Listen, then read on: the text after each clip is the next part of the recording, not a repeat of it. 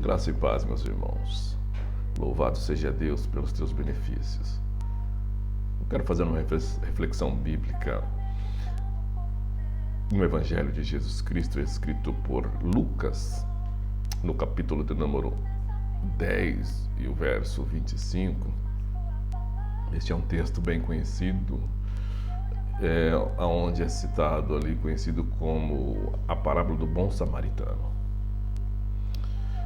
E nessa parábola, este moço faz uma pergunta para Jesus, uma pergunta um tanto capciosa: o que farei para herdar a vida eterna? Também uma pergunta inusitada,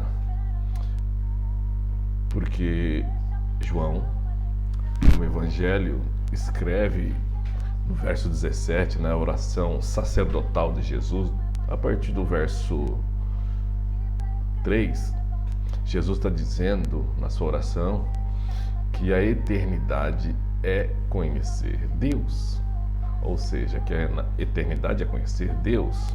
E esse jovem, um moço muito instruído, um doutor da lei, faz esta pergunta para Jesus sobre salvação, sobre vida após a morte. E Jesus, como ele é um bom intérprete da lei, Jesus o indaga o que a lei diz. Faça o que a lei diz. E ele, como um bom intérprete, ele cita 2 mandamentos da lei, ou os 2 mais importantes mandamentos da lei. Porém, a lei de Moisés, ela é importante para se viver em comunidade, mas a lei não salva, não tem efeito na salvação, porque a lei aponta para Jesus. O próprio Jesus dizendo lá no Evangelho também, escrito por Lucas, no capítulo 24 e o verso 44, o próprio Jesus dizendo o que a lei apontava para ele. Também Paulo fala aos gauleses, no capítulo de número 3 de Gálatas e o verso 24, diz que a lei serve de guia para Jesus, que a lei é um aio, a lei nos conduz a Cristo. Este jovem, este moço, se parece com algumas pessoas ao nosso tempo. Pessoas que fazem perguntas das quais já sabem a resposta. Já sabem o que devem fazer. Já sabem o que não se deve fazer. Já sabe que atitudes não se deve ter e nem se deve tomar para si e nem para se fazer. Mas Jesus responde para este moço. E este moço, como se parece conosco, ele é prisioneiro das suas próprias vontades. Jesus responde para este moço que ele deve fazer, ou melhor, o que deve ser feito. Jesus não disse para ele, vai e faça o melhor, mas diz, faça isto e viverá. Jesus é maior que a lei. Citamos que a lei aponta para Jesus, que a lei falava de Jesus. Aqui nesta parábola é citado 4 personagens, mas eu quero destacar apenas 3 personagens: o levita, o sacerdote e o samaritano. Bem conhecido de todos que o sacerdote era a pessoa que fazia o sacrifício no templo, era a pessoa a qual pedia perdão a Deus pelos pecados do povo. E o levita cuidava dos trabalhos no templo, cuidava da limpeza do templo, cuidava dos utensílios do templo, cuidavam ali organização do templo ali. E o terceiro personagem é o samaritano, o tido como inimigo tanto do sacerdote e quanto do levita.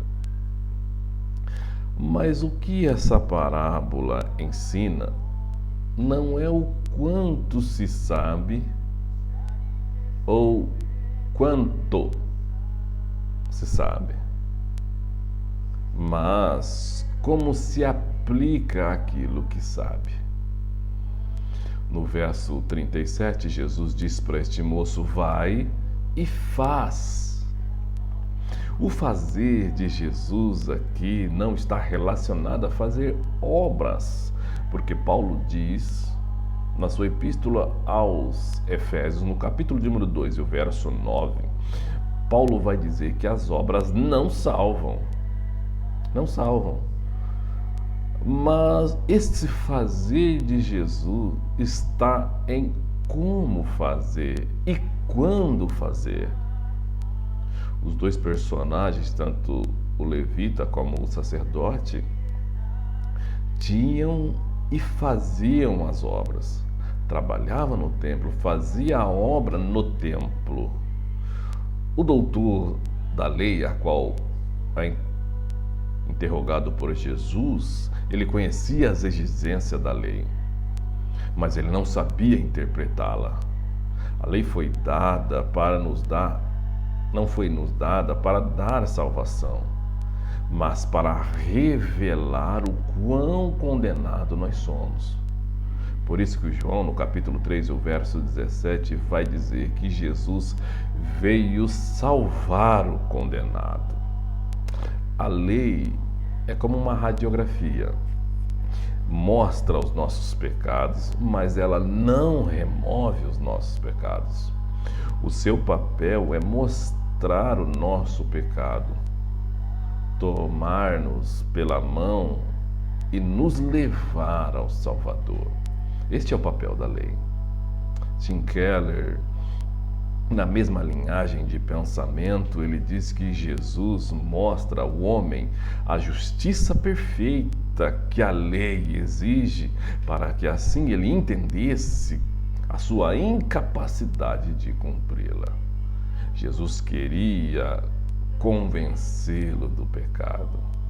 O doutor da lei ainda não conheciam a si mesmo, pois se conhecesse, saberia que nenhum filho de Adão ou filho de Abraão era capaz de guardar a lei, uma vez que a lei é perfeita e o homem é pecador. Mas o doutor da lei não conhecia os fundamentos da salvação, pois se conhecesse, saberia que a salvação não é uma conquista feita por obras, mas é uma graça de Deus. O moço queria a vida eterna. O seu doutorado não poderia levá-lo à vida eterna. Mas o que poderia levá-lo à vida eterna, uma mudança de atitude, poderia sim levá-lo à vida eterna.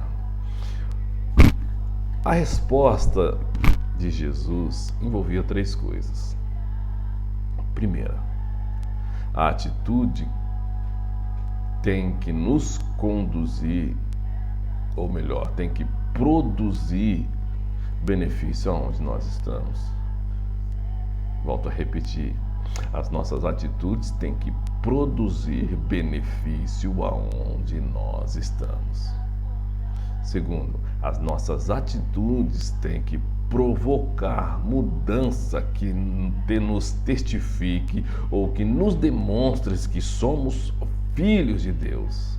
Não apenas dentro do templo, mas na nossa família, na nossa casa, no nosso lar, no ambiente onde nós nos encontramos, seja qual for ele, aonde nós estivermos, as pessoas têm que nos identificar as nossas atitudes como filho de Deus. E terceiro, as nossas atitudes vão determinar aonde nós iremos passar a eternidade.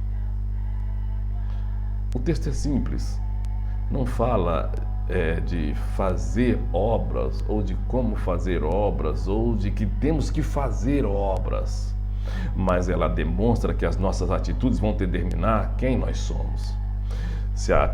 As nossas atitudes irão determinar se nós somos ou não somos filhos de Deus. Olhar bem para o texto e observar o contexto do texto. O homem estava numa estrada, caído como morto, e passa o samaritano. Não tinha ali nenhum celular para tirar foto, o tempo não exigia. Não tinha ninguém ali para testificar, para testemunhar daquele moço que ele fez a bondade com aquele moço que estava ali caído, a qual estava precisando de algo. Mas ele pega aquele moço, leva para a estalagem e diz ao hospedeiro: se ele precisar de alguma coisa, na próxima volta eu pago. Ou seja, não é o valor da espécie ou em espécie, de quanto custa a ajuda que ele deu para aquele moço. Não é isso. Mas o que ele foi manifesto ali naquela estrada. O que ele foi manifestado ali naquela estrada. As atitudes dele manifestou quem ele é verdadeiramente. Por isso que eu digo e afirmo que a vida eterna é uma questão de atitude. Aonde as nossas atitudes estão nos levando? Como nós somos identificados pelas nossas atitudes dentro do ambiente onde nós estamos vivendo? Como estamos sendo observados pelas nossas atitudes? As nossas atitudes e atos pré-determinados irão determinar aonde nós passaremos a eternidade. Que possamos refletir nisso e que Deus nos abençoe em nome de Jesus.